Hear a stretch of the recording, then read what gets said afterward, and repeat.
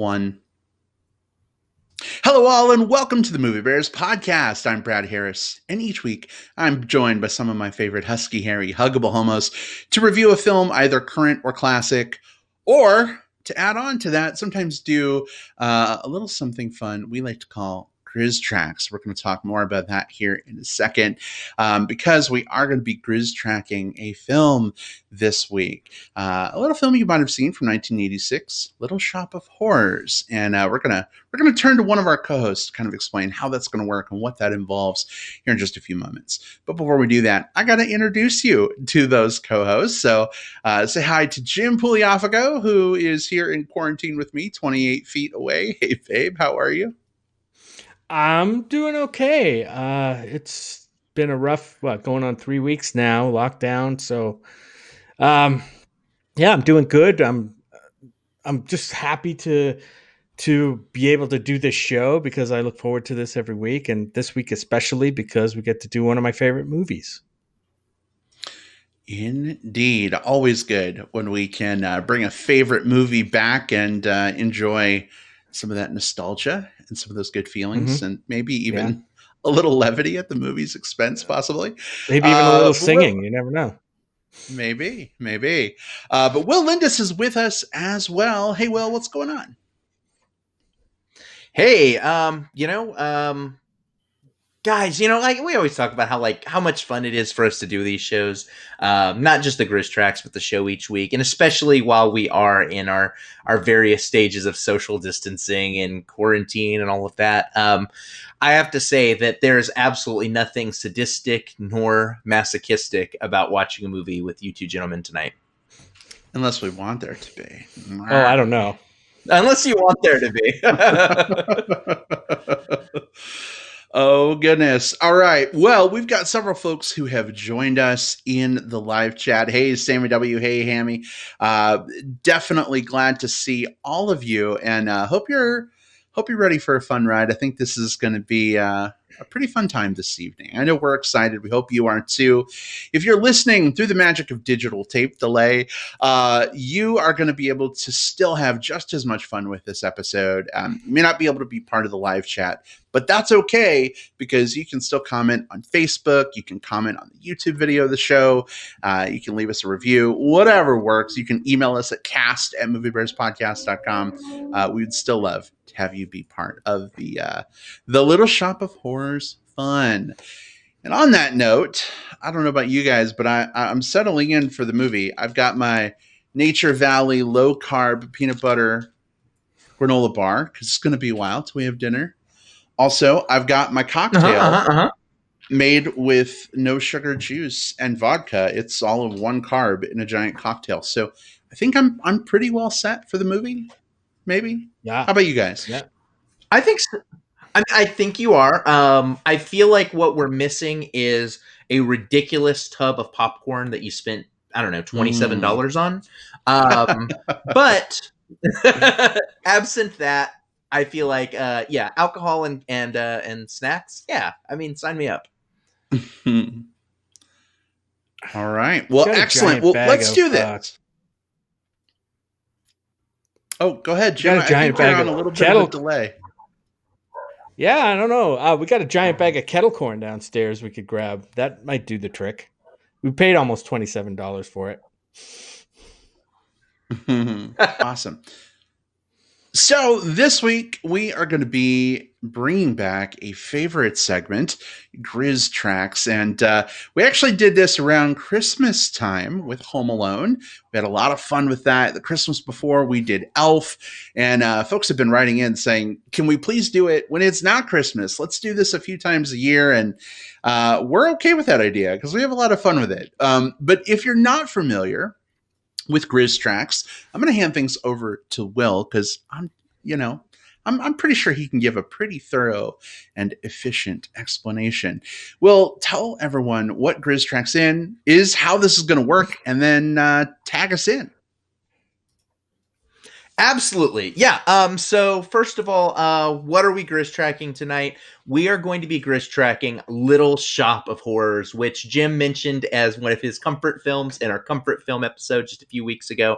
But very specifically, we are going to be doing the theatrical cut of this movie. Now, you might be wondering, do I have the theatrical cut here in front of me or not? Let me guide you through that. You can find this movie on a few of the different streaming platforms. iTunes has it for rent, and Amazon have it for rent.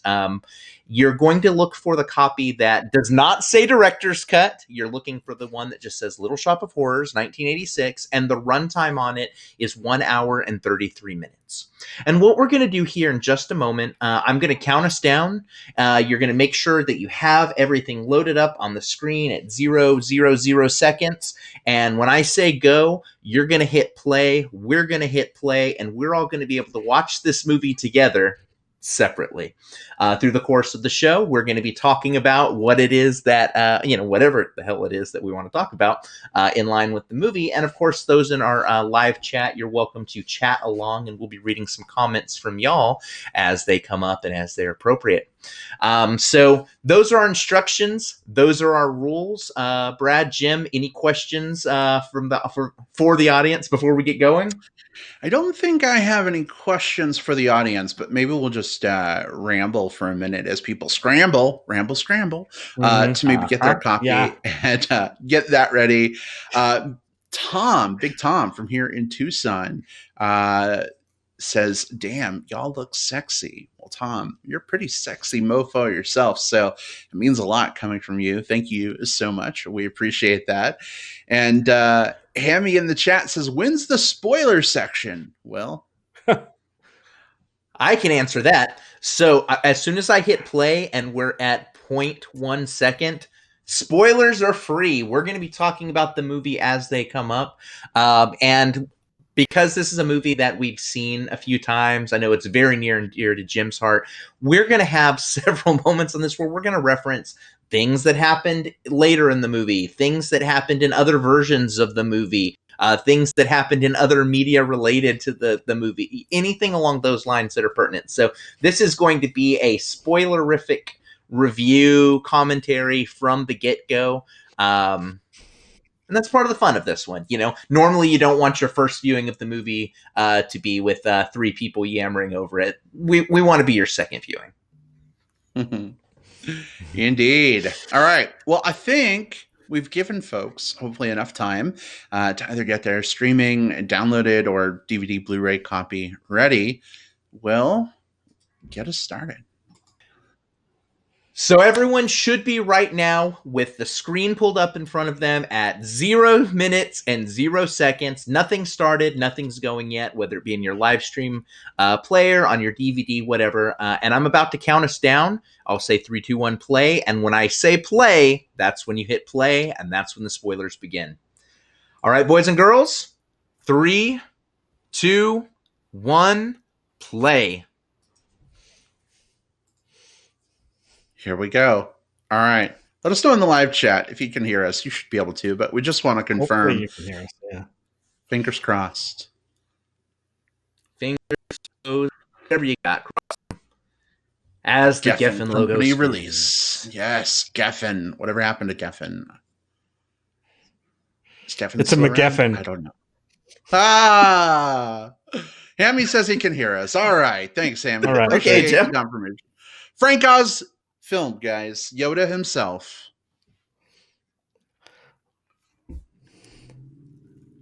Is that why the text is green? Maybe. I would say that there's logic to be had there. Honestly, I'm waiting for someone to do the canonical, like, how this fits into the Star Wars universe lore thing, because I'm sure that conspiracy theory exists. Well, we do have a Star Wars crawl here, so that works. The dead speak. Wait, sorry, wrong movie. The Rise of Audrey 2? Is that what's going on here? Mm-hmm. Terrifying enemy. Okay, here's a question. Why is the galaxy smeared by, like, soap suds It's I don't. Oh, it's a slime. puddle. Oh, I get it. I get it. A little shop of horrors. All right, the singing has started. I apologize right now. No, no, no. Little shop. Those dresses are amazing.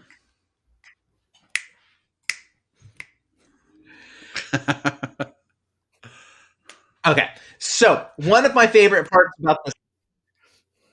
Yes, Brad, absolutely. One of my favorite parts about the opening is this trio, this like Greek chorus, like singing us through everything. I would love to have a Greek narrate and sing my life, like as I'm walking to the street. William's buying bread. You know, like that's what I need in my life. I need them. Where did he find bread? Oh, oh, oh,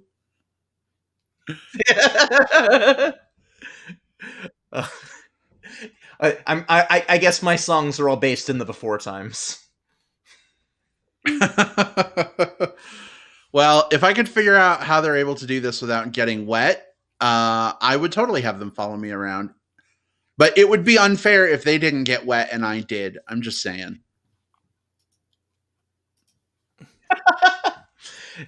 Interesting trivia with it. Frank Oz was trying to adapt like the way that you do like lighting from a stage show, like spotlight lighting, and he was not able to really make it work without bleeding the light too much on the other actors. So instead, he wanted to make that same otherworldly chorus presence show up by having them stay dry out in the rain. So I little touch was something that he fought for, sort of in the effects budget or the effects of this film. That's pretty cool. I did not know that. Now, I've never seen the stage play. I don't know if either of you guys have, but have kind of always wanted to, but never was able to see it. I was in a high school musical version of this. Does that count? Oh, absolutely. It does, Brad, if and only if you can tell us which part you played. He's on screen right now. The boss holding the newspaper. Small part. Mr. I couldn't Mushnick. sing. I couldn't sing, so that's what I got.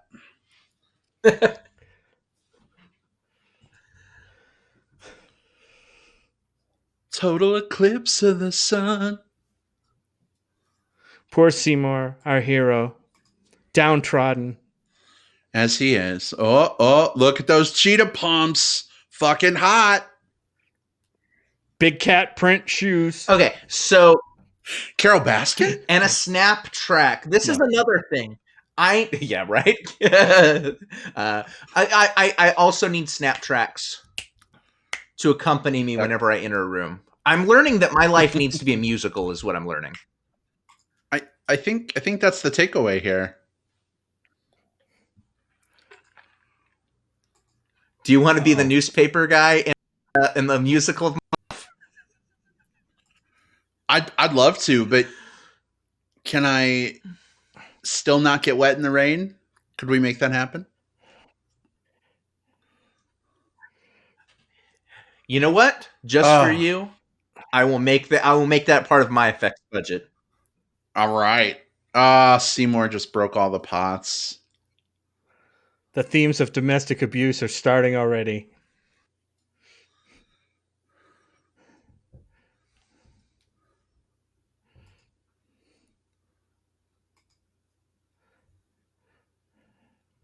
So I've always wondered, and I know we said we were going to spoil ahead Brad? As we watched. Was she in a consenting BDSM relationship with him that just went wrong, or like was he just abusive? I'm trying to figure that out. It was definitely a Stockholm situation, Stockholm syndrome situation with her. Yeah, I think she was afraid. It was hinted that he would, she would do anything to please him, and was afraid to leave him. Here we go, Skid Row, baby.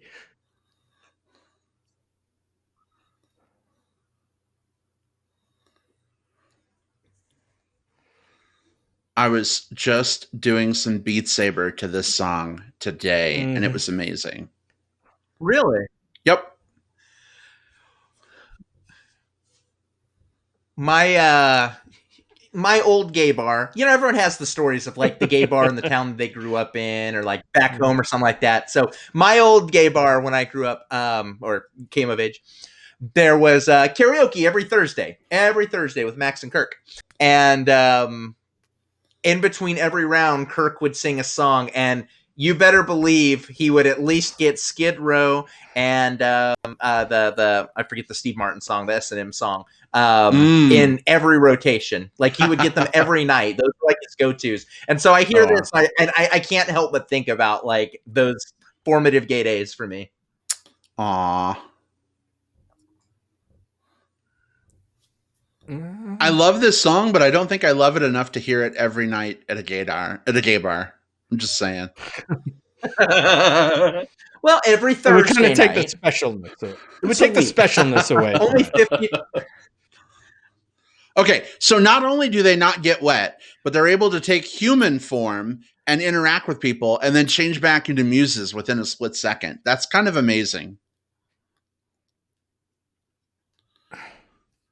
I think this is the first time I've realized that they were those girls he was talking to for a second on the street, and they're the chorus. They are. Uh-huh. They're all over the movie.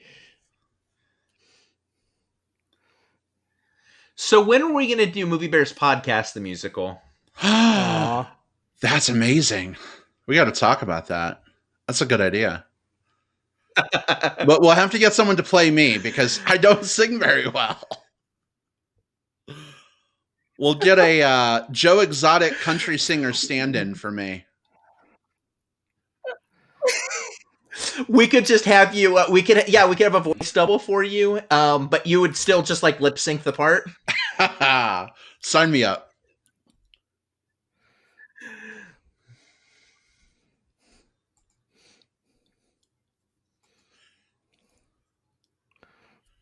It's so weird to see people within like a foot of each other. Right? Hamstrat says, "Shut your mouth. You have an angelic voice." Hammy, you can't see me right now, but I'm blushing and smiling ear to ear. Thank you very much for that. Life's a mess. You live downtown. It is quo. Take your Lexapro.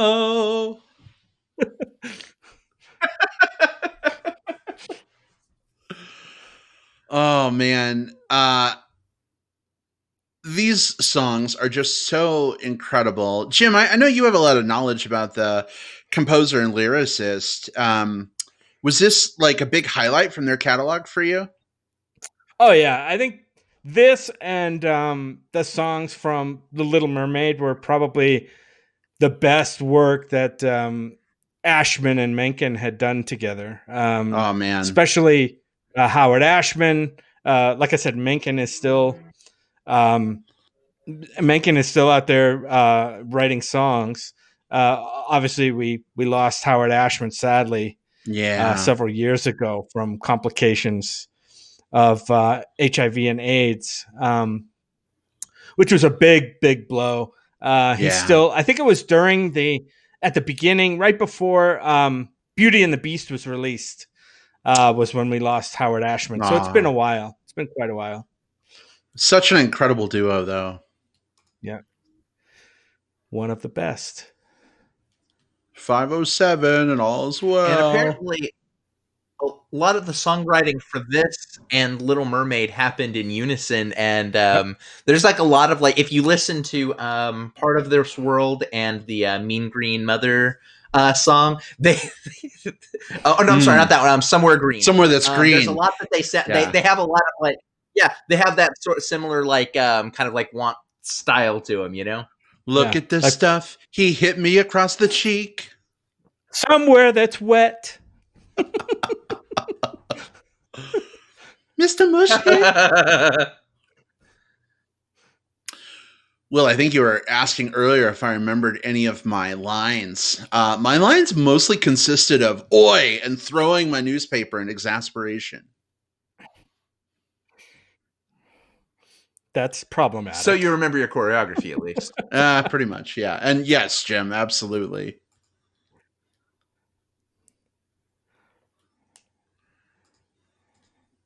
Audrey's got ideas. She's got big ideas, big dreams. She's also got a big eye shiner going on. Something tells me we get a Girl Want song in here somewhere a little bit later. Okay. First appearance of Audrey. Audrey 2. Audrey 2. They've had like 4 different Audreys in this movie. Audrey 2s in this movie. From 4 inches, which is this size, to like 12 feet. Wait, are those growler inches or real inches? Those are definitely... I don't know. I'd say those are real inches. Well, it's good, Jim. That's because this movie is done using like practical effects and puppetry, right? All right. For any of you folks that have seen the movie, this is Spinal Tap or Best in Show. You might remember the reporter who just came in. That's Christopher Guest. Oh, yeah.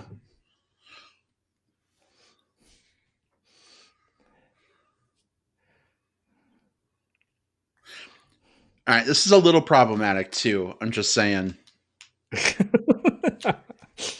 Yeah, I sometimes when you watch a movie that is almost 40 years old, you realize that it's 40 years old, and you know some of the things don't necessarily fly the same way.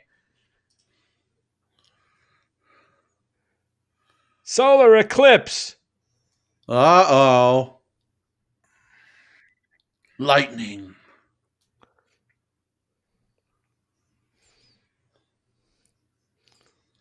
Oopsie-doo. Oopsie-doo. Audrey 2.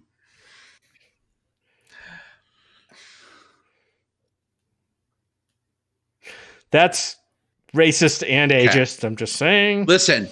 If the 80s have taught us anything, you don't buy strange creatures from people you don't know that turn into gremlins, and you don't buy strange plants from people you don't know that turn into giant alien man-eating plants.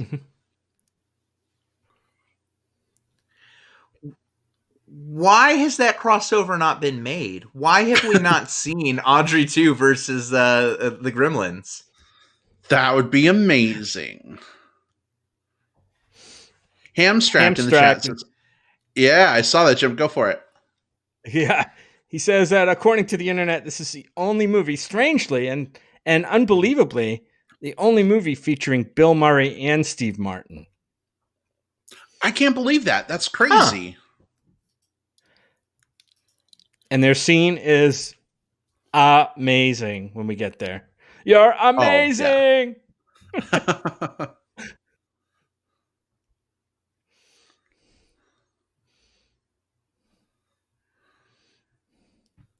Abstract says he's in. Give him Gremlins versus Audrey 2. Let's make that happen. Tweet the movie. You know, if these movies were at their peak, if these movies were at their peak today, you could probably see something like that. This comes from a time when franchises didn't. Franchises obviously existed, but they didn't necessarily beat you over the heads of themselves. But yeah, I would take the hell out of Gremlins too. There probably would have been 3 or 4 sequels to this movie as well if this movie was made.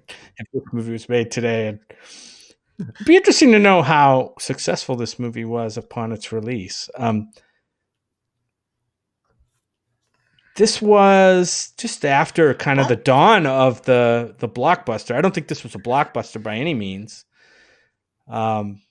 But I know it cost the studio like $30 million to make, which is like the most Oscar they had nominated. Spent. Yeah. He went limp. Oh, that happens. I told you it's been giving me trouble lately. There's a song from this that was nominated for an Oscar. The Suddenly Seymour song? The Mean Green Mother. And wow. because and that song, since it has some like profanity and stuff, they had to do like an alternate cut or something like that for it, because can't do that version of the song. It's interesting, of all the great songs in this, that Mean Green Mother was the one nominated for an Oscar. Right? That's strange, isn't it? Yeah.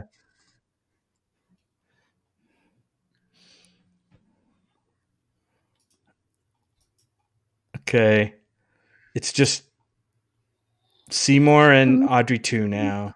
He's like creeping on her through her window. Seymour, that's gross, man. Step back. He wants to see more. Oh.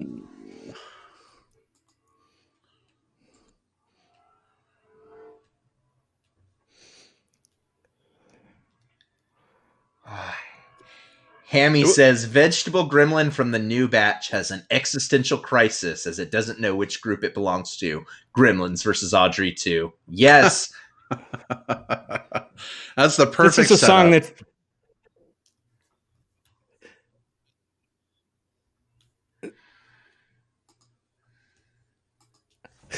How many songs feature the word potash?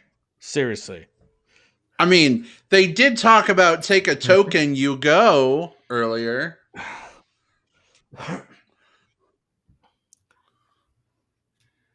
I think they were talking about a cab token fare. I'm pretty sure. I don't think that's what they were really talking about. It was the 80s. But it's set... Now, this is set not in the 80s, right? This is set in the 50s. This is what, the 60s, 50s? You mentioned Kennedy, late 50s? so... Yeah, because it's 60s. Early 60s, about 1960. Yeah, so it's playing into the Roger Corman movie was in 1960, and so it's sort of based in kind of that era of like B sci-fi, yeah.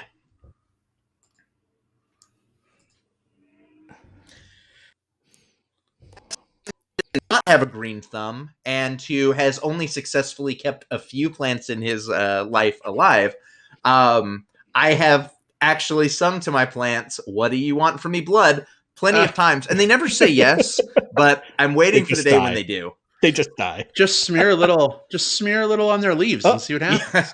Yeah. You don't need a green thumb, you just need a red finger.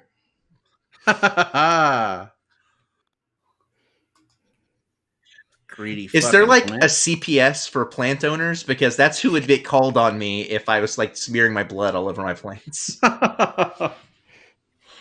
That's PPS, Plant Protective Services. PPS? Yep. Love it. I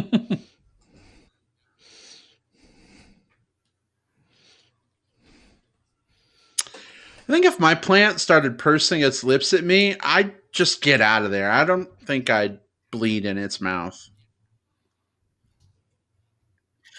Yeah, think about this. Like, the plant is just like, oh, yeah, I'm going to drink your blood. I'm going to drink your blood. Like, that's the moment where I'm just like noping the fuck out of that conversation, right? Like, this thing obviously wants to eat me. I know this at this point. We are like 20-ish minutes into the movie, and I know this plant wants to eat me and will not stop until I'm dead. The wordless communication everything that comes after this is preventable between Seymour and Audrey 2 is great in this scene.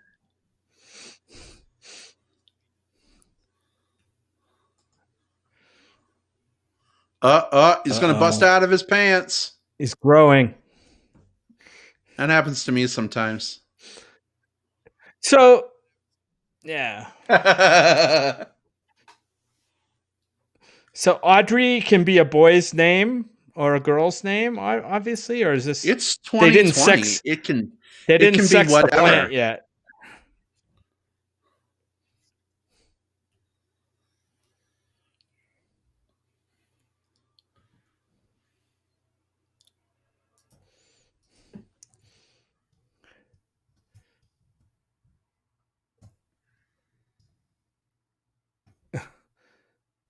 These cast of characters, I wish I knew who some of these character actors were.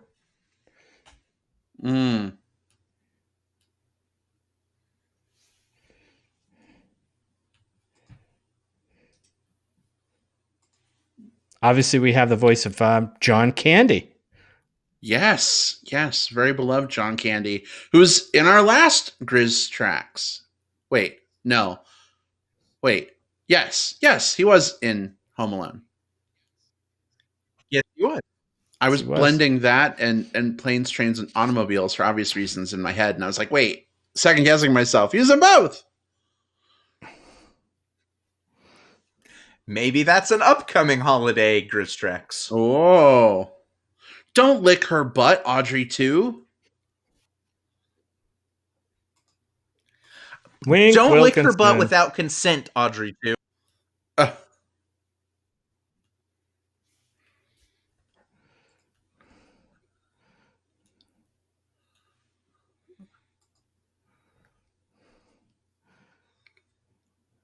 John Candy plays a pretty good DJ personality, just saying. Mm-hmm.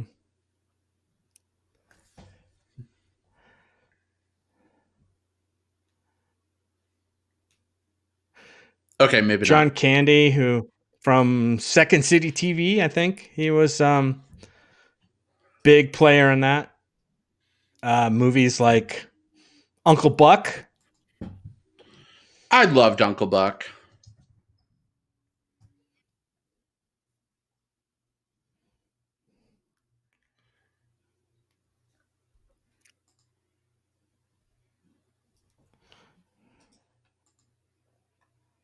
Hamstark says John Candy was offered the role of Mushnick. John Candy asked if he could play a minor role instead, and the rest is history.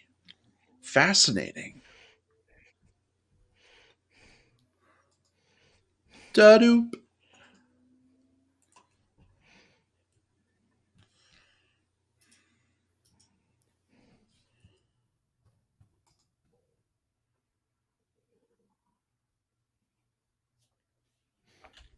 Hey guys, take a look at our private chat real quick.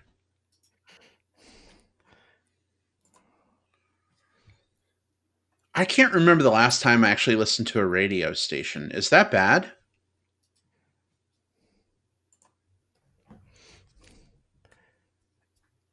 Yeah, nowadays it's just podcasts, right? Yeah. Who listens to radio anymore? Even broadcast TV. Like, really don't watch much broadcast TV anymore. Here we go. It's Here true. comes our chorus again. I watch 1 hour of broadcast TV a week, and I bet you guys know what it is. Survivor. Right. We watch it every the Wednesday night. Yep. We fast forward through the commercials, so we watch it an hour after it airs. And that's so great to not watch commercials, but I think I'm totally spoiled now. That's not even like watching live TV, right? Because you're recording it and then you're going back and editing out the commercials and then watching it in a totally different time slot usually. Yeah. Aww. Here comes the Girl Wants song. Here it comes.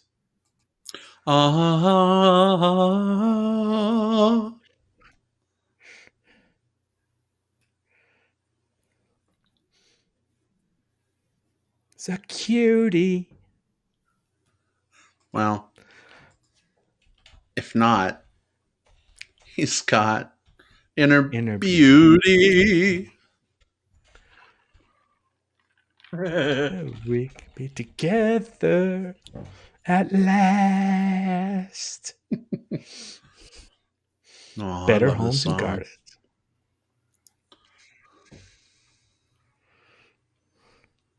A fence. A real chain link. What makes a real chain link? I don't even know, but I'm down. As opposed to one of those fake chain links. She didn't even wish for white picket fence. She wanted the chain link. Probably with the razor wire on the top. Listen, it is good to have realistic goals. You can achieve those.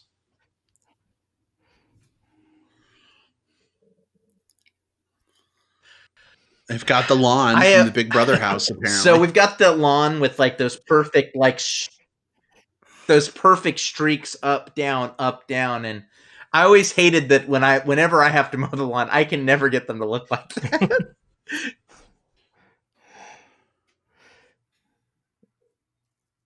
this set that they built just for this song is kind of incredible. Because it doesn't look real. I mean, you could tell they didn't even try for like, let's film it in front of a real house somewhere in Hollywood, right? They just made a set on a stage with a painted house and some AstroTurf. Hey, Will. Hey, I think I had that stove when I was growing up. Will, are you getting Animal Crossing vibes, seeing all the different wallpapers and floorings and appliances? This is somebody who has a lot of bells sunk into Tom Nook's market. Yeah, absolutely. And in fact, it's kind of making me go like, okay, I need to go Animal Crossing Island as soon as I get done with this.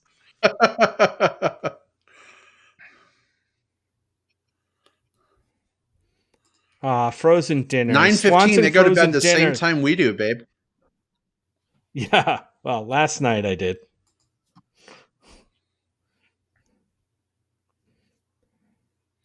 Huh. 9:15, guys.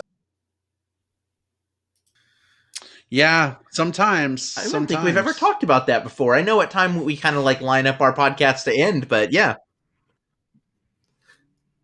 Well, most nights it's usually like 10, 15, 10:30, but I don't know. Lately with quarantine and everything, I just seem to be getting tired earlier.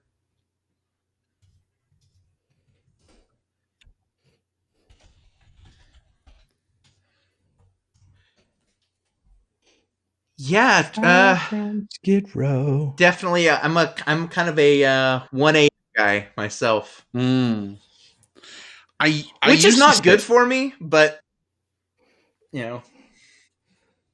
Yeah.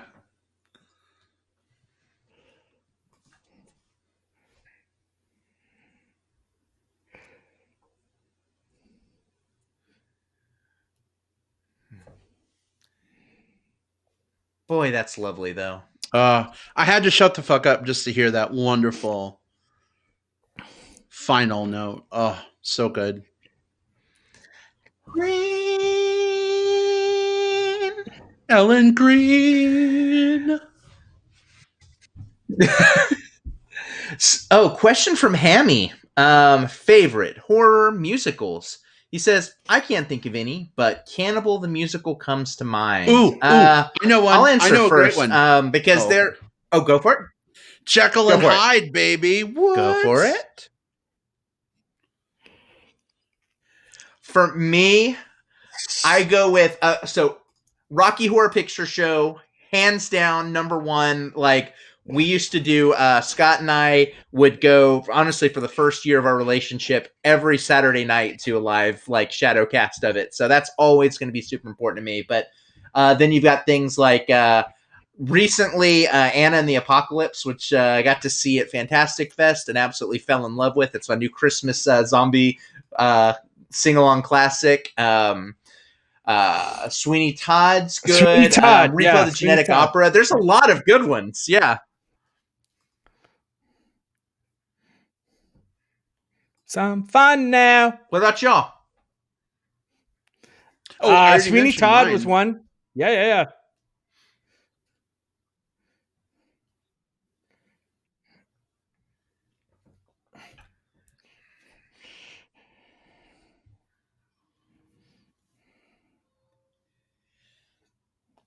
Is he using a diabetes finger pricker to do that every day, I wonder? They probably hadn't invented that yet back in 1960. Probably.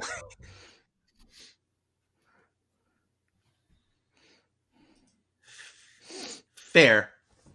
That's a fair point.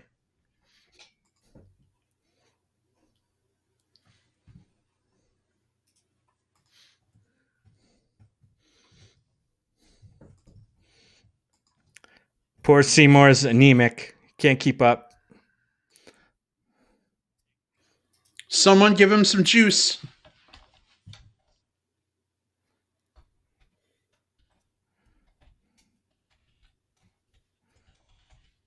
An emergency arrangement.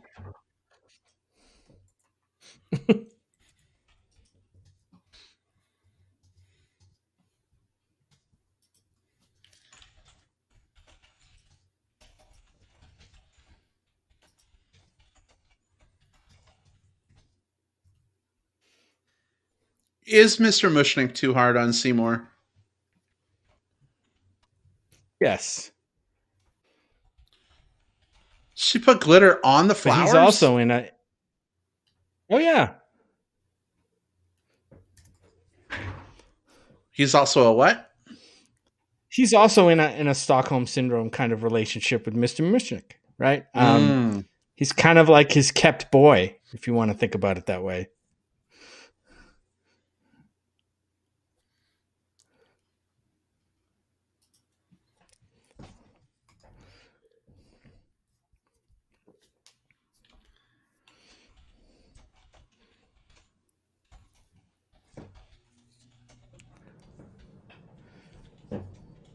Oh, they're going to go shopping together. Trying to make a date. But watch out, she's got a boyfriend. Like that matters. Oh, yeah.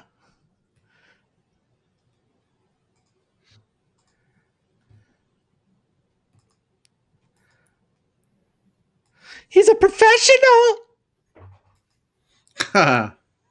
Oh. Que rico. Some leather. And now you're into it. I mean, it's so weird to see him with jet black hair, though. I mean, it doesn't look like him at all. Like, he's just Joe Exotic with a pompadour.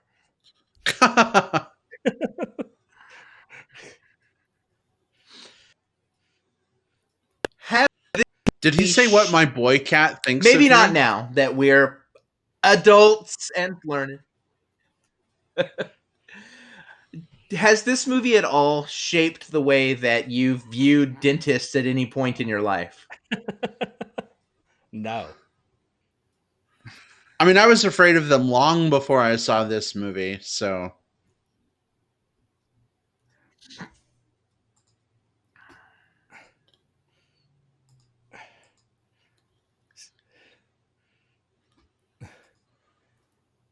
Leader of the plaque.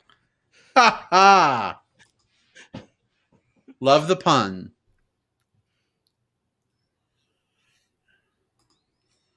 I guess being a dentist would be a great profession if you're into causing pain. Boy, that inside of the mouth shot is something. Yeah, it's pretty spectacular.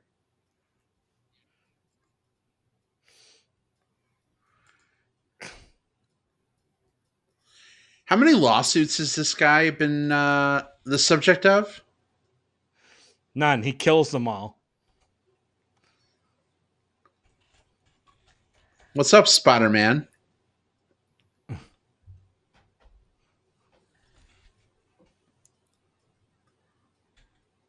Oh, mama.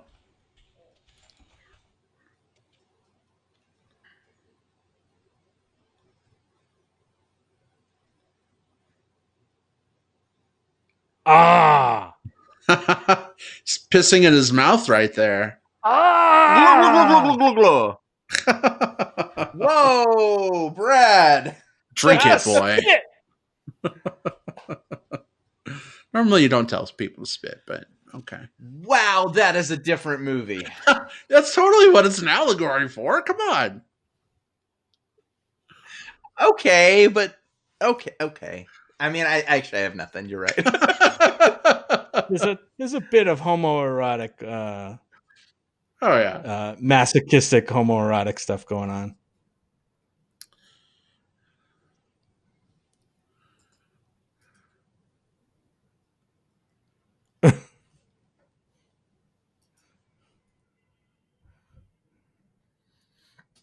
Keep laughing.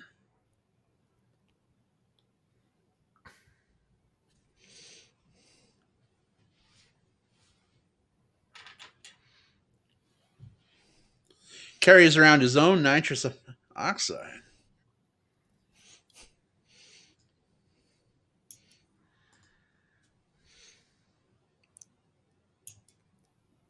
DDS.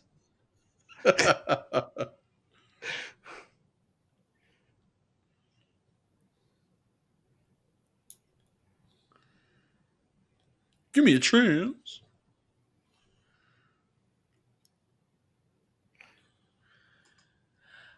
I love the way they perform their roles in this because everyone's like so heightened and like caricatured. Like it's really campy in a good way. I love this so much. Mm.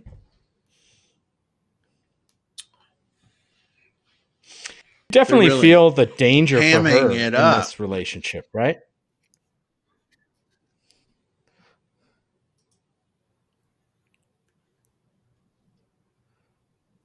Definitely some danger.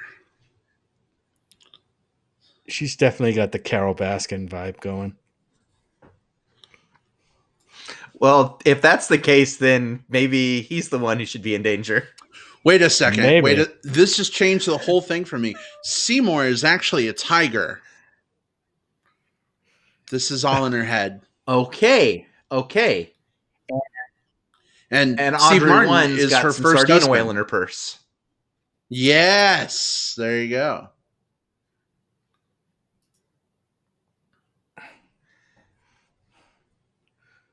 Huh. Hamstracked in the live chat says, I think Seymour might be a cutter. It's an undercover movie about Seymour dealing with emotional stress. Eventually, he comes to terms with his past and the healing process begins. I haven't heard that theory before, but that's an interesting way to look at this. It definitely fits. And depending on which cut of the movie that you're looking at, direct or theatrical, you could basically see his story, his healing arc is having two very different outcomes. So I'm feeling that. Is where we finally get the voice.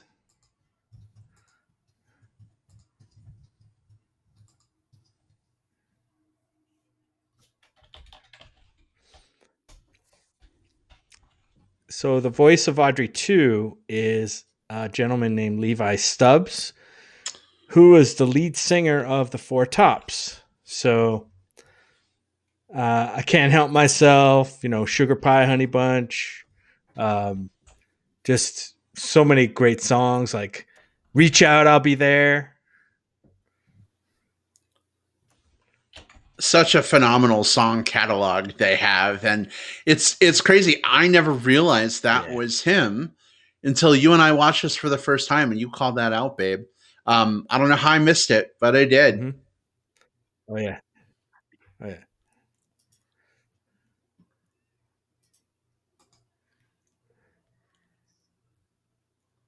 Feed me Seymour.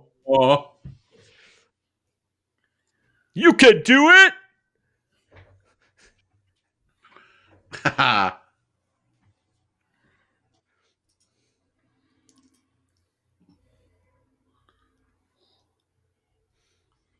reminds me of Ursula from The Little Mermaid.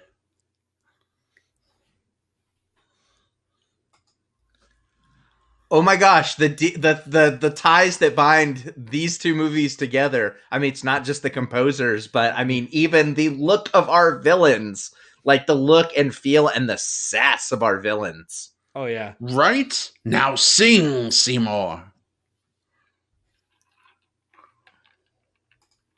Tentacles. See? There is a theme.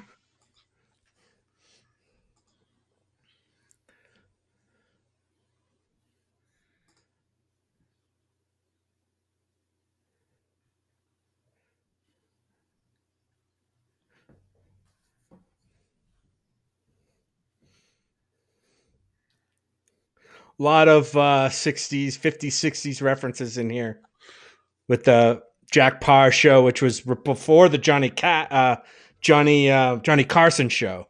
I think Audrey 2 just felt him up.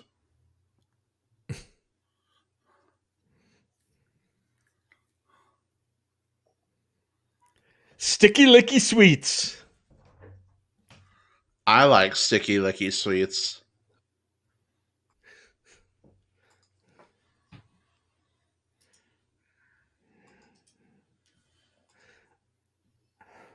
He doesn't know. Are we sure? He just doesn't know.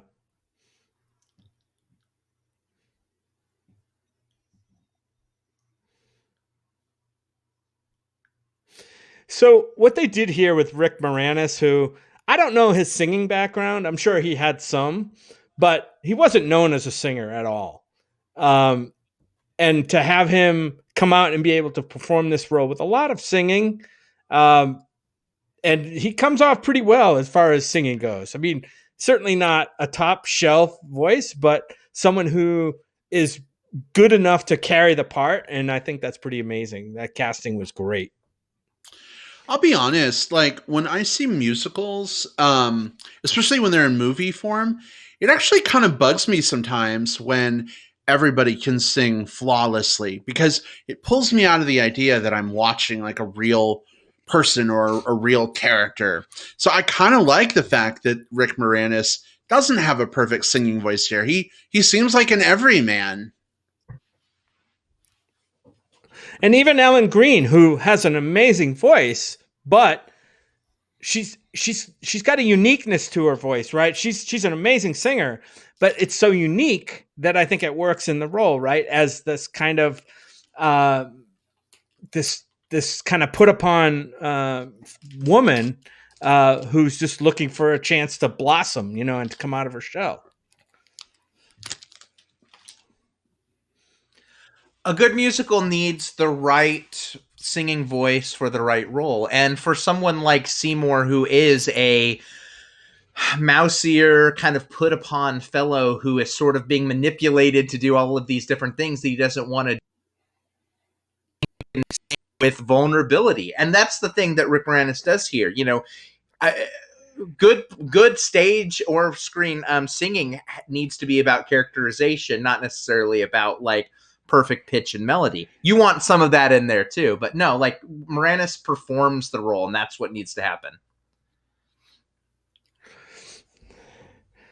Interesting shot there of him striking her. They didn't show it with the camera on the characters, but it was done in silhouette, I think, and I think it makes it that much more horrifying to watch. Why is it more horrifying that way? It's interesting because you're just seeing them in silhouette, and you're afraid that you're not going to see. You know, the question is like, what more has he been doing to her than just that slap? You know what I mean? Kind of like what's hidden is more horrifying than what you're actually seeing. Makes sense. What and better I don't moment? think that they need to go through and show us all of these different... Oh, no. I'm just saying that they just showed us enough to make that point.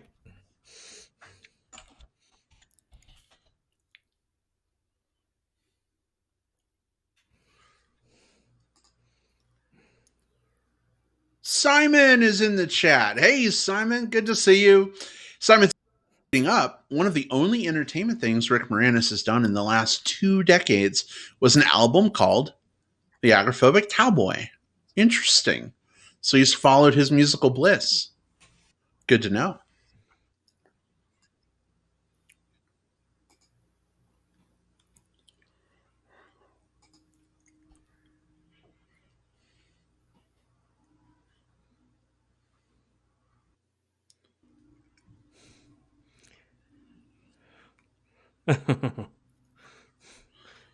Yes. If this character lived in this day and age, he wouldn't have to spend hundreds of dollars on dental surgery. He could just find somebody on Growler to help him out.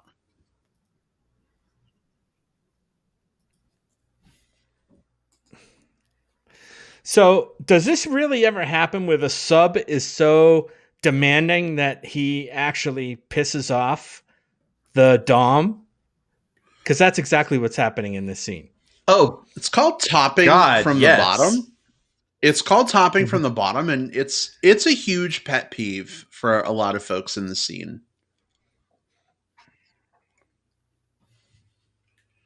Exactly, Simon. Bossy bottom syndrome.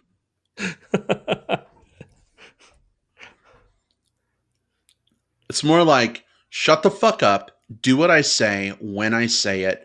That's it. That's how it should be. But that's not what's happening here. Mm-mm.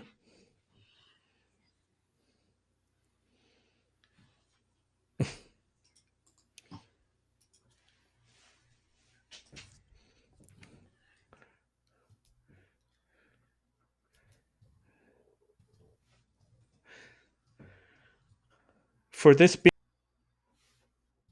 that these guys performed in together, you got to wonder like what the chemistry was between them on set, or if they just kind of stayed apart so that they could bring the most to this, you know, what are my what's the word I'm looking for? Like this antagonistic relationship.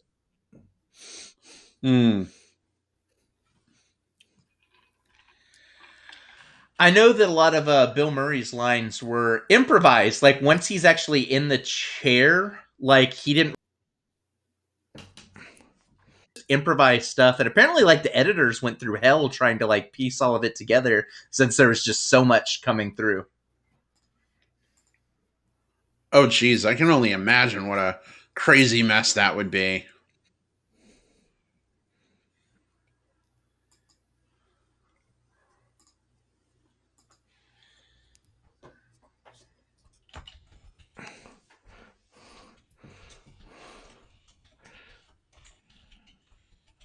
He's really drilling him. Oh, I love the hand on the back.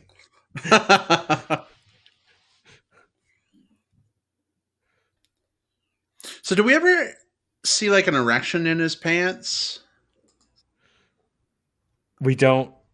I don't remember seeing it, but you got to wonder if they filmed something like that. Here's the thing, though. It's the erection that you don't see that's most impactful. Nice, Will. Hashtag hidden boner.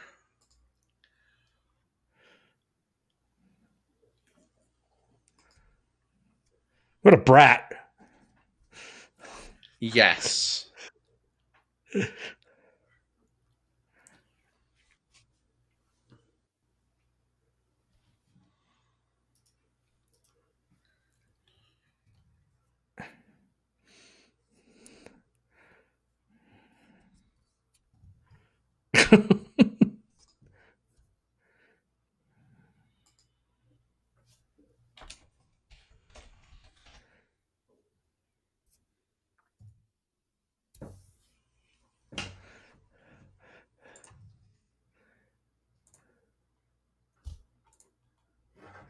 Immediate action.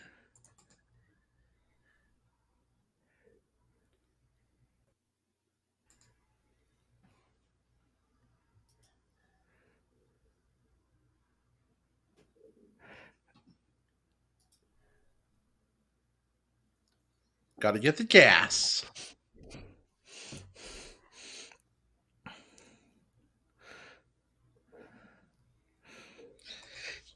You know, when we're talking about, we talked about kink earlier, and obviously this is the kink scene, sadism, masochism. And I wonder if the opposite has also happened. I wonder if anyone has watched this movie and thought, I wonder if, and then they have that light bulb moment and then something is awoken within them. I wonder how many people this movie may have like sparked an interest in kink.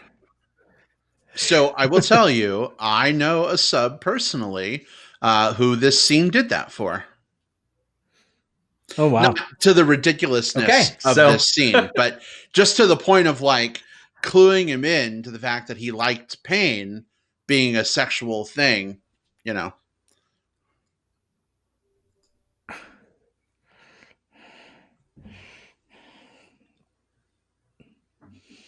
To my knowledge, he hasn't really gone to a dentist to put himself in pain's way.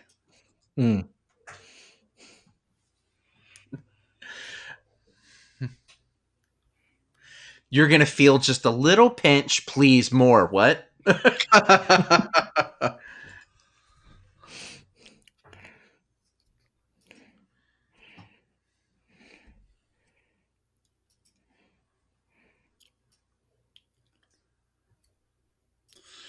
Shoot him, Elizabeth.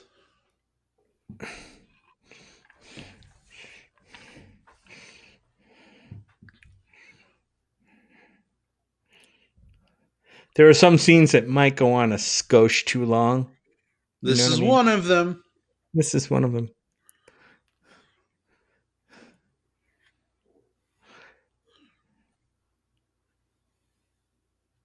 Oh. Her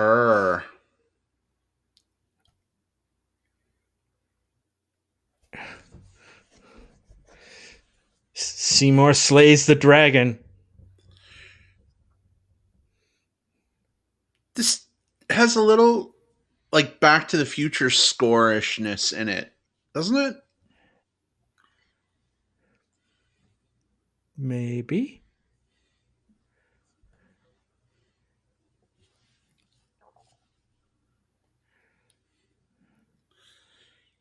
Feed me, Seymour.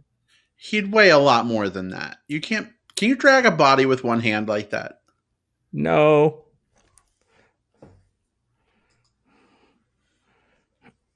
Unless Seymour's been doing some lifting, maybe Seymour's been hitting the gym, working on some gains just to get ready for this. Suddenly, steroids. Hamstracked in chat says that Moranis was interviewed and said, "It's too difficult to travel to make movies being a single parent, so I took a bit of a break. And then a little break turned into a longer break, and I found out that I really didn't miss it." He also clarified that he didn't retire, but he became more selective in what he wanted to be involved in. So he did kind of, scale it back a lot.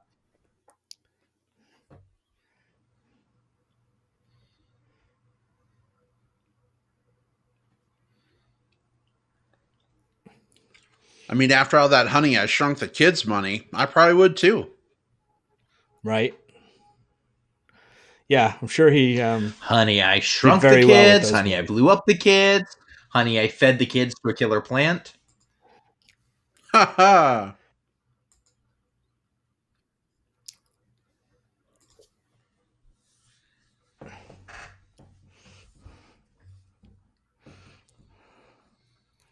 Uh-oh. Oh no, Mr. Mushnick.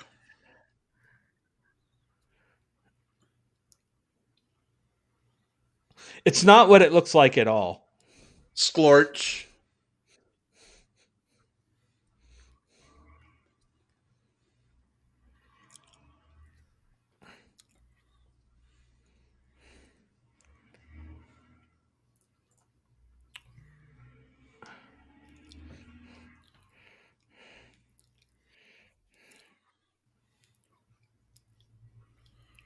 There'd be a lot more blood. I'm just saying.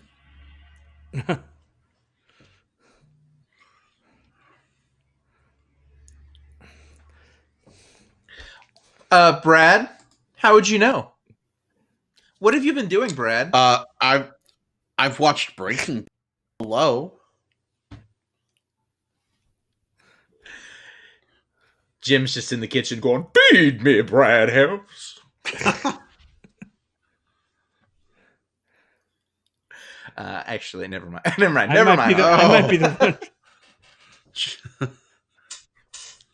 Jim's neither gainer nor encourager, so. Hey, at least she's not lying. She doesn't know, so, she's safe. It's like leaving someone out of a vote at tribal council for their own protection.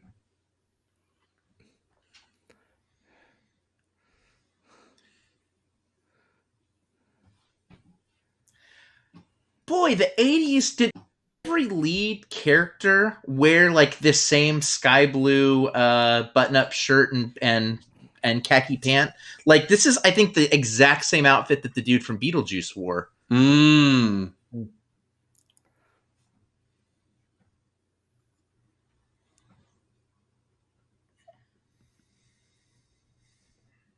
Kevin Bacon and Footloose wore a similar outfit for all of 5 seconds.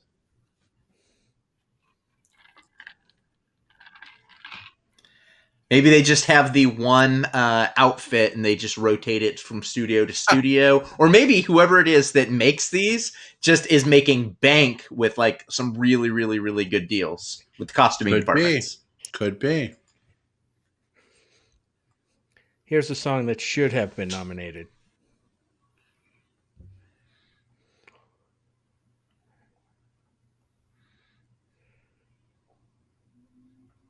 Miracle.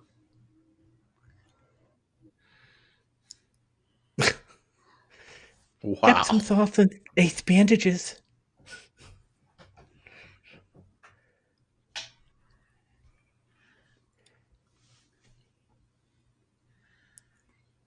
Stand up.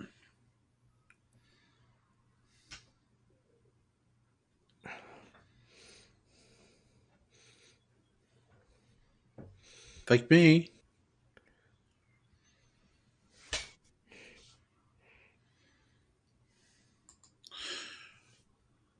So her abusive boyfriend just died. He's already swooping in. Baller. He's playing a pretty good social game, wouldn't you say, Will? I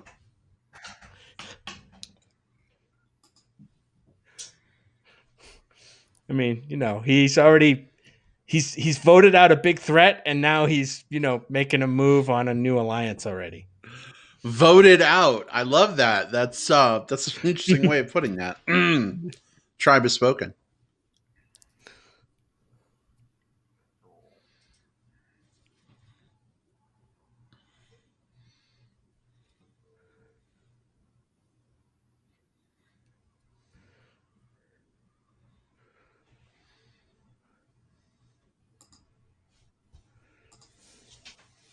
What if she likes her mascara?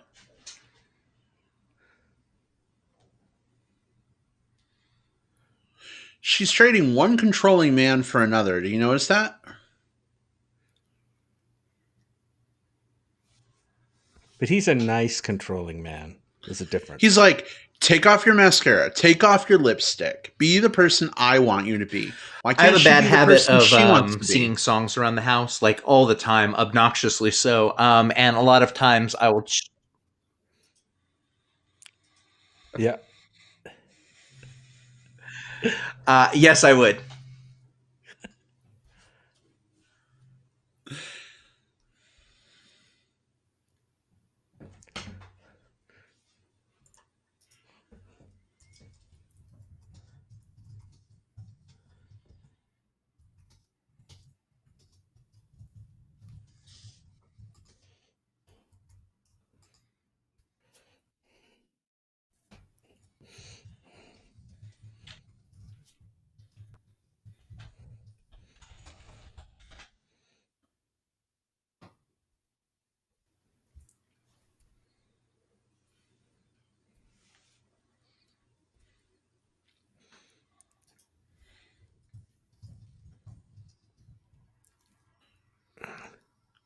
Don't condescend.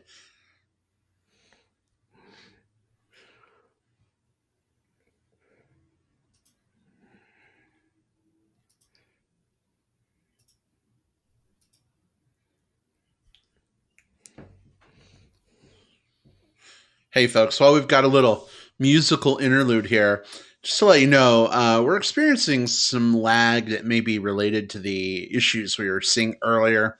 Will's hearing us about 10 seconds behind right now. Hopefully it'll resolve itself. But if you're listening and you're like, what? What's going on? Now you know why. We'll work through it.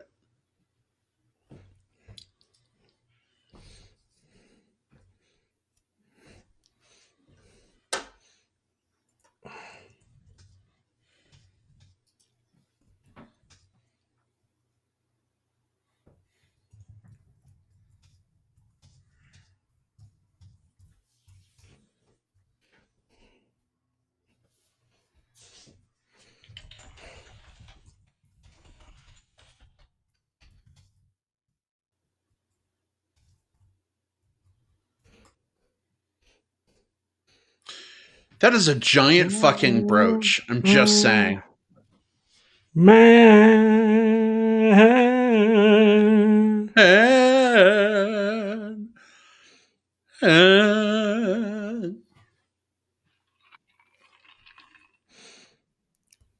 Aww, great performance. Love, true love.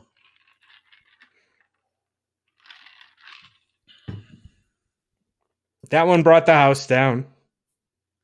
Yeah, it did. Good night. No, you can't come in. Not on the first date, Seymour.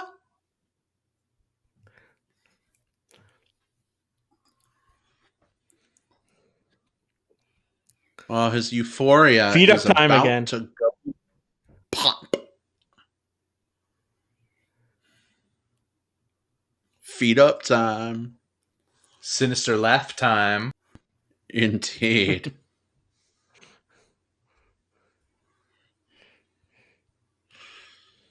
Will, how many body parts do you think it takes to sustain that plant for one day? Let's see. How many body parts does a sadist dentist have? Good answer.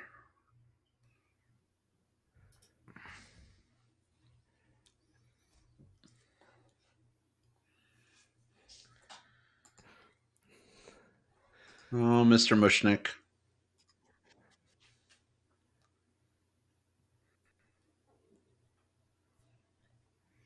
Blood Krellborn.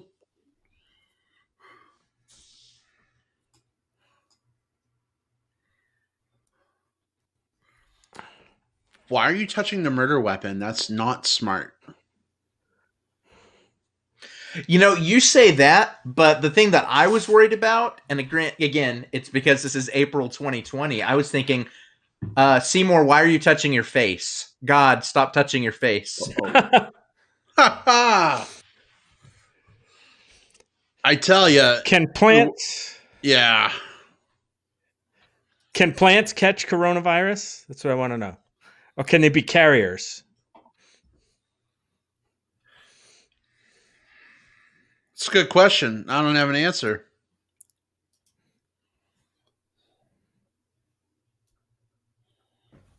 Oh, wow.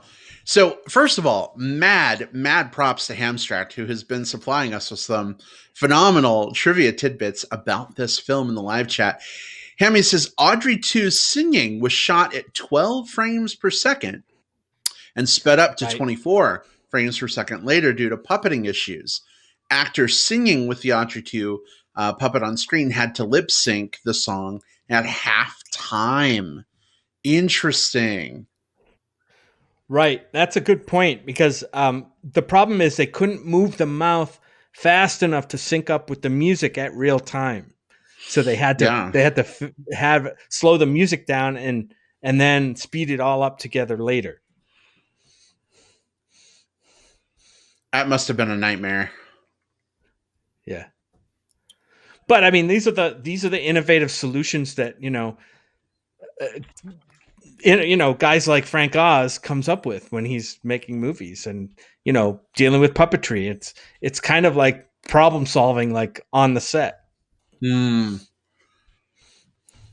Suddenly Seymour.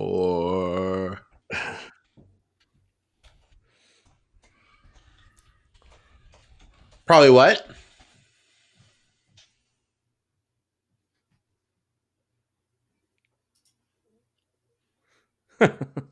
Yeah, it was a nightmare, Will.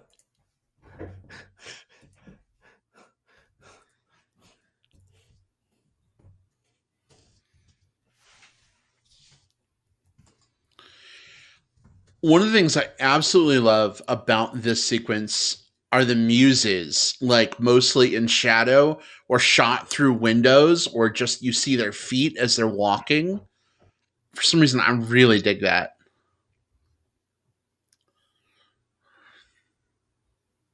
Oof. Uh-oh, Mr. Mushnick. Question, how many body parts in a Mushnick? Good question. The same as in a Scrivello, just juicier.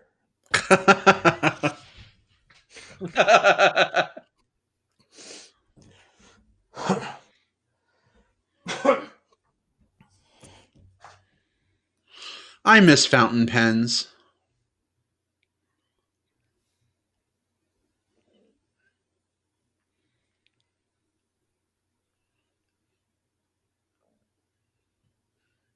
It's Mad Men all of a sudden. Right?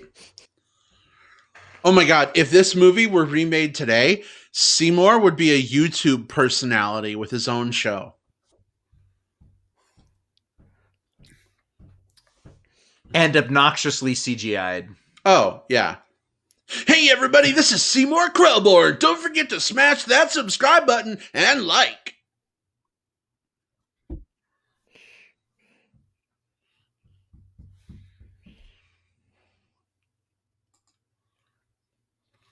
If I ever say the word smash that like button or follow button in real life, somebody please punch me. Smash that button.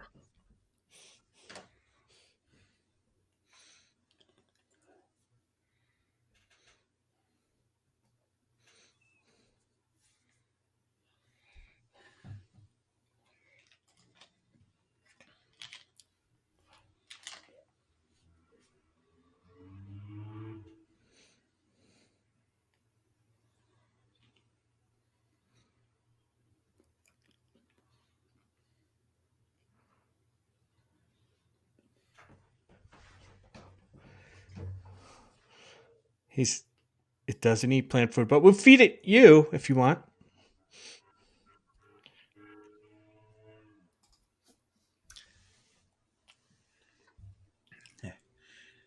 Look, there's an extra grip standing around.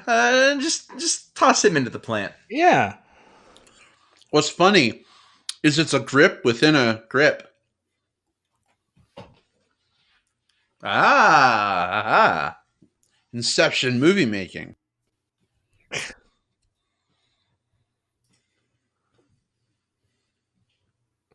Things are getting real now. Aw. Hamstrat says, I'd rather just punch the like button instead. That way no one gets hurt. Oh, that's a good idea. Thank you for saving my jawline. I'm gonna be a super pleasant YouTube celebrity. If everyone could please gently just hover and click the like button if you wish, that'd be nice. So an NPR. Don't do violence to my like button. An NPR YouTube show, basically.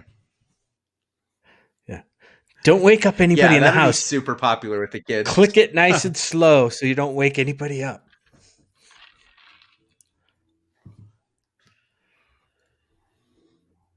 You know, I remember one time when I clicked a keyboard a little too loudly and it woke everybody up. It was a nightmare. This is the Memory Palace, and I'm Nate DeMeo. Oh, they're getting married?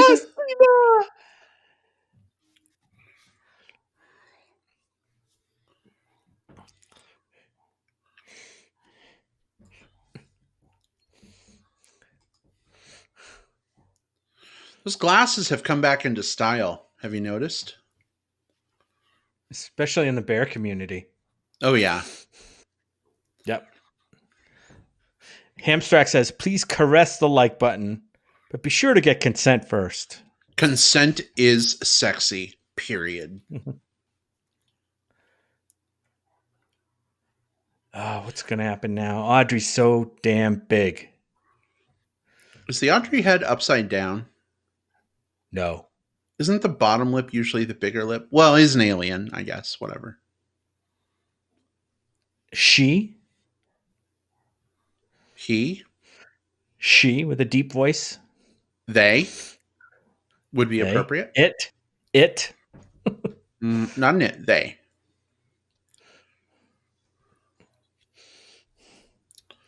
Step quietly, Seymour. I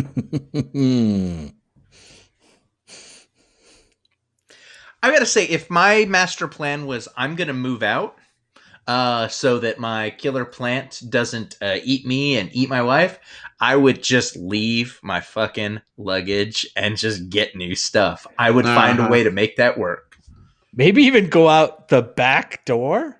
You never know. Oh, he said a bad word. Oh, that's what I say when we go to Arby's.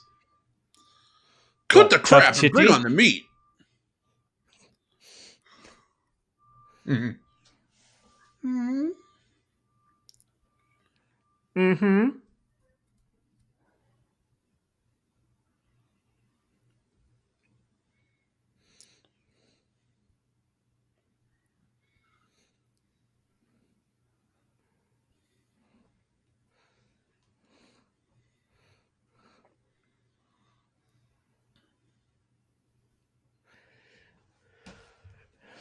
I was reading that it took like 60 people to operate Audrey 2 and all the little sprout offs on the side in the final scenes.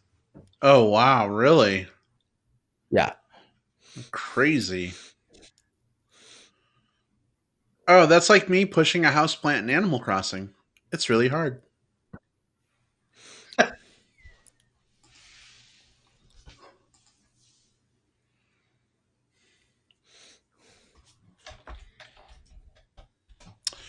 Hamstart says, I can't find solid confirmation, but it seems like the original Little Shop of Horrors was shot in only 2 days. So this is true. Sort of like movie lore came from a bet where Corman said, I bet I can make this in 2 days. And he did it with a lot of like reusing some sets and some pieces from other films. Now, the other part of it is while it was shot in 2 days, they did come back in for like 2 weekends and do some like reshoots after that. So technically shot in 2 days, but then with like a little asterisk after it. But yeah, absolutely. Glad I'm not the only one who travels with a stuffed animal. Except mine's Momo from the last Avatar: The Last Airbender.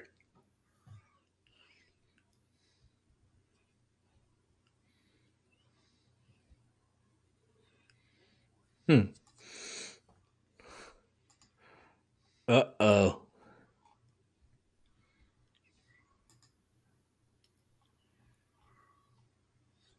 Her phone matches the doily on her table. Oh my god.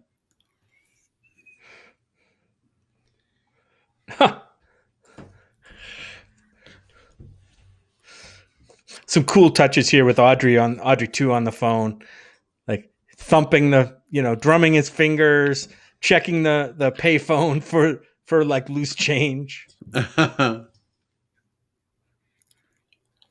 Oh, he just grabbed her boobs. Yeah, he's a very handsy plant.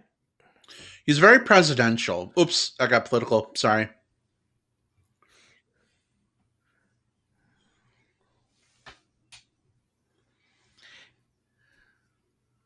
Whoa.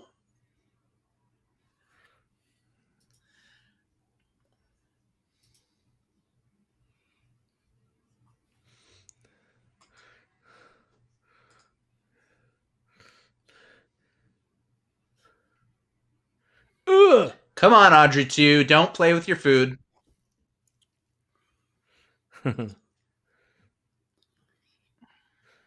Now sing. Hey!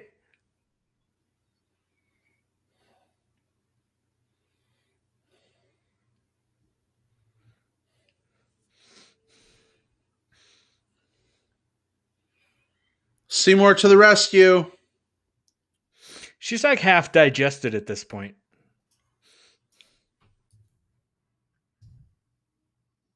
No, she just has a small tear on the elbow of her dress. That's it. Well, that's just good. A small tear. She's been bit. So, interesting trivia here to what we were talking about earlier. The movie was originally shot with a far different ending, and I'm sure we'll get into that. But part of why they had to come back for reshoots was it didn't play well in front of test groups, so they had to shoot a whole new ending for the movie. Yeah. Did any of you guys see the original ending? I have. Yeah, it's pretty horrifying. The director's cut ending. Uh-huh. Yeah. The original ending that they shot before they made this one up. Basically, spoilers, right? We can say spoilers. Yeah, totally. Of course. Basically, Audrey eats them both. Turns out there are other Audreys. It's a massive man-eating plant invasion, and it's basically the end of the world. That's it. That's the end of the movie. Not very uplifting. Not so much. when your two lead characters get eaten, like at the end, that's not usually the way you end one of these things. So this Belushi role, this is another interesting little piece of trivia. They had originally had another dude doing this one, and they pulled him back for the guy couldn't come back for the reshoots, so they had to recast him and basically do all those. Yeah, so there's like a thank you in the credits for the guy, and the director's cut DVD has like his footage as well. But oh wow, that would just absolutely suck.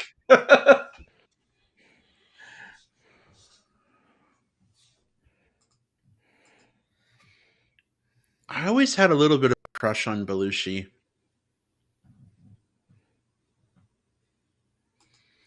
Which one or both? John or Jim? Both. That's fair.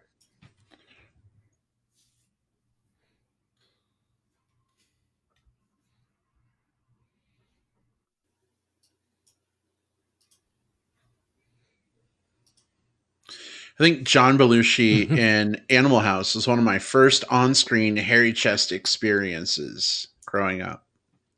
Mm.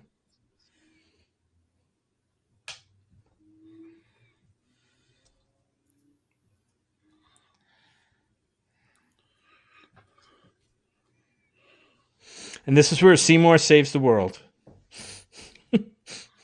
By not letting him propagate Audrey 2s everywhere. Yep. Because in the other ending, they were for sale, the little spin-off plants, right? And ended up, I think that's how they ended up being everywhere and taking over. Yeah. Mm-hmm. Oh, right. Hamstart in the chat says they sold them in pet stores. Yep.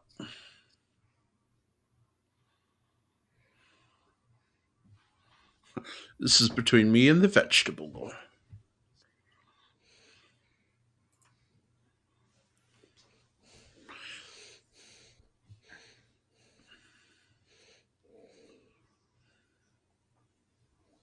Shit.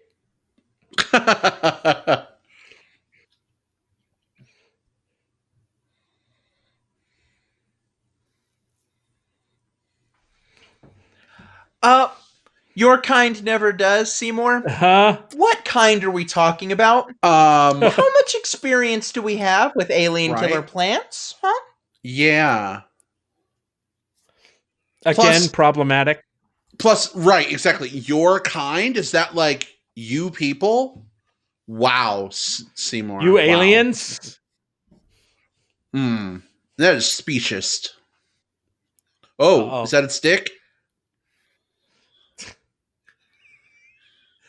Okay. Yeah. If I say yes, then what's... No. Whoa. He just got it all over his face.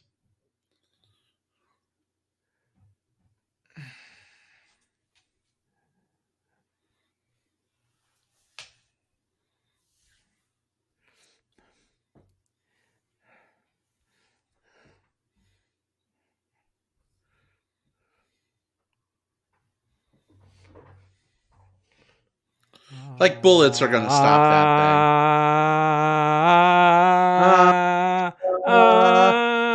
thing.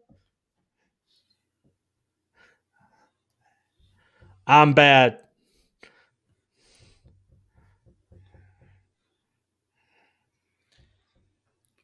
That settles it. Well, I want backup singers too. Right? You got to have backup singers. Also, I'm super hungry for Brussels sprouts right now. Is that just me? It is. Feel free to eat all of them. Doesn't Audrey 2 and his little plants remind you of the Tiki Birds attraction at Disneyland? Oh, totally. Yeah. Yeah.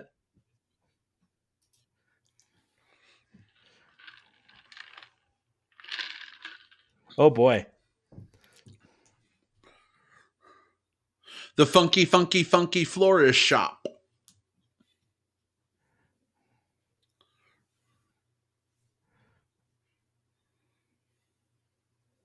Whoa.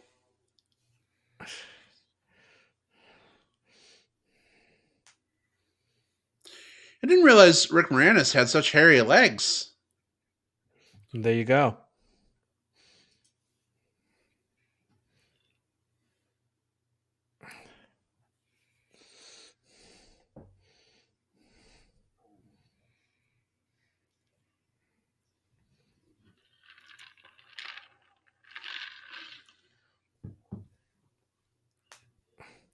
You're right, Will. There's a lot of questionable language in this song. And weirdly enough, I always forget about that too. Like I never think about this as like a very cursy movie. We have balls, shit, like all kinds of stuff in here. Have we had a fuck though? No F word. No. Fuck.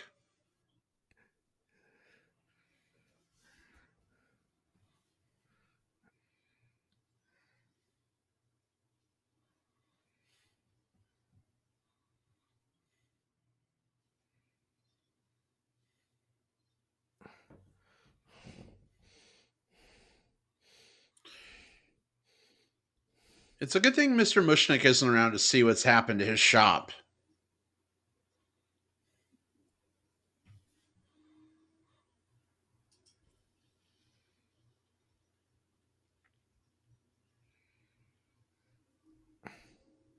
Uh-oh. That shop is gone.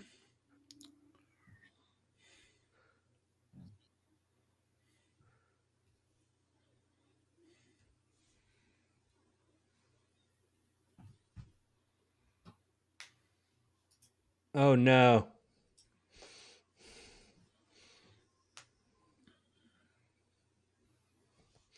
The shop is in shambles. Our hero is buried in a pile of rubble. Audrey 2 is... Uh-oh.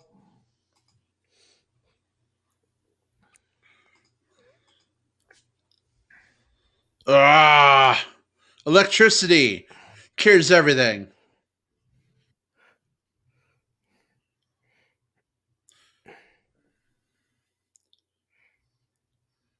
How many times can you say shit in a PG-13 movie? 9. I don't know.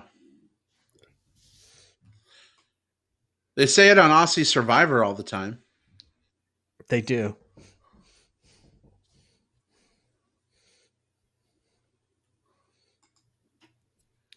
Well, I think he got Audrey 2. With Emperor Palpatine's Force Lightning.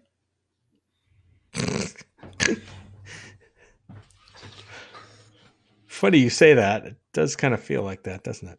Right? It We haven't come that far. Well, Good, Will. if Seymour was injured, we can can kind of force life and do some things. There's lots of things that Audrey 1 can do to sort of magic him back. Suddenly, with 2 seconds of training, she lifts all the giant rocks up away from him. And suddenly... It's Seymour! Appears.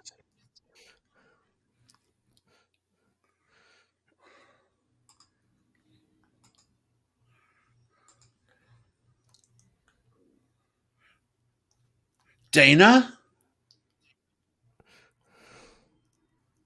Oh wait, they got the Brian De Palma 360 camera thing going here.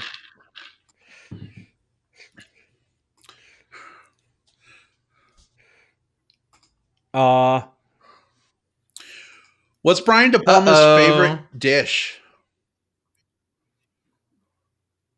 What? Brian What De is it? Palma. Wow. I don't think song we'll do you get think that they're joke. gonna? What song do you think they're gonna sing on their wedding bed? Suddenly seeming. Oh, that's good. Or something that's white. No, it's not. That's awful. Uh-oh.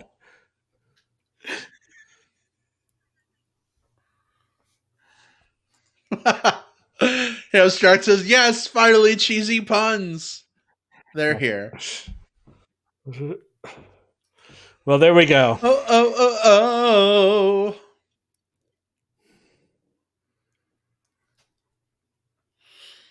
Ellen Green. They don't do this in movies really anymore, do they? Sure, this they whole do. like, would they show the character and then have the name, or they just do a scroll on the screen? I think we just saw that. No, in the movie. they do. Yeah. Huh? A lot of times, two big ones, something similar to this, are superhero movies and animated movies. They'll often have maybe it's not the actor themselves, but it'll be like the silhouette of the character or something like that, or something like that as they go through the credits.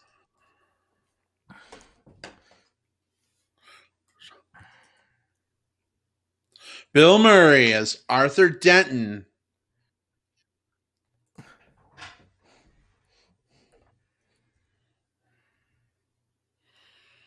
All right. Well, the credits still have another 5 minutes to go. Do we want to finish watching the credits, or shall we go ahead and wrap it? I think we can call it a wrap. All right. Well, in that case, we're going to go ahead and stop our playback of Little Shop of Horrors, and we'll bring back the live video. Da da da da. What you think, guys? Watching Little Shop of Horrors. Did you have a good time? I love it. I mean, for me, it's all about the musical moments. The plot is, kind of cheesy and predictable, and we kind of know it by heart right now. But there are musical moments and a few character moments that really stand out for me. Mm-hmm. It's cheesy B sci-fi, and that's that's what you get with one of these things in terms of like the story. But you're absolutely right. Like, what makes it so good are the songs. First and foremost, I mean, the songs are the star of the show, but right after that, you have the amazing puppetry. Frank Oz and some of the Henson crew that worked on Audrey 2 just put together an absolute, just like an icon of a character. And then you put that together with a lot of the actors in this were some of the strongest comedians of the 80s, and all of them were playing very exaggerated versions of their characters. So once you put all three of those major things together, I mean, it makes for like a film that very much punches above its weight. Yeah. So much to love about this film. Yeah, it was great for me, and it's always fun going back to rewatch this movie, but watching it in a group and, the great trivia from Abstract and just chatting about it with you guys, singing along, really, really put a feather in my cap. So I'm so glad that we got to do this. So thank you, everyone, for joining us. Jim, Will, in case people want to chat movies between now and next time, real quick, let's let them know where they can find us. Jim, let's start with you. Yeah, they can find me on Twitter at my handle at JJP Out West. Those are my initials, JJP Out West. And then you can also find me on Facebook under Jim Pugliafico. That's my name. All right. And Will, how about you? Let's see. You can find me on Twitter at Whatever Cove. You can find me on Facebook. Just look for William Lindis. You can find me on Letterboxd. Just search for William Lindis there as well. All right. Excellent. And you can find me on Facebook. Just search for Brad Harris. I'm the one who probably has Chub, Chase, or Bear friends in common with you. Or find me on Twitter or Letterboxd at iBradPro. Thanks, everyone, so much for joining us this week. And we will see you all next time. Goodbye, everybody. Take care. Goodbye. Bye-bye.